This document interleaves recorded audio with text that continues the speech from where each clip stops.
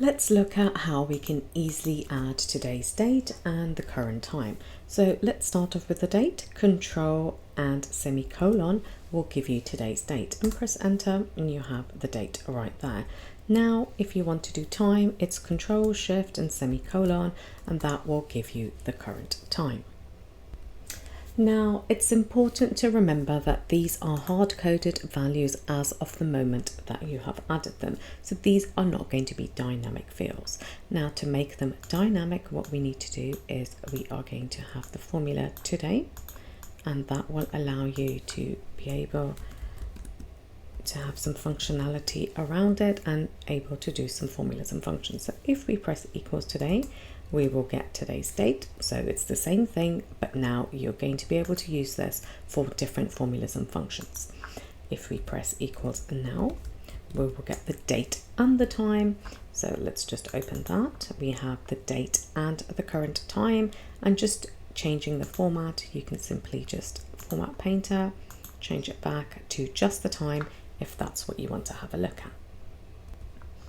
While these are the standard formats that you will have in Excel, as you can see, you can change these to a number of different options: a short date, a long date, anything that you want. Just have a look at this now. It's 10:37 is when we had hard coded the time, and now it's 10:40, so 3 minutes have passed, and it gives you the actual time difference. So this is very important if you want to have any real-time or dynamic calculations within your Excel sheets.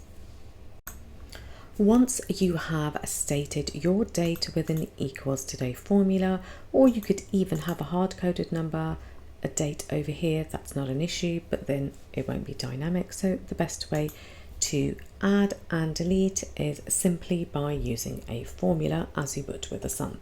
So equals, let's go to the date. We want to add 10 days here, so we're going forward by 10 days. So it's the current date or the date that you want plus 10, and that gives us 24th of October 2023. The opposite applies when we want to rewind or reduce 10 days. Simply go up to the date, take away 10, and there you have the 4th of October. So very simple way to be able to manipulate data in Excel with dates, with formulas and functions. Now, another way we can use dates is by taking away two dates in the same way as you would with any other sum.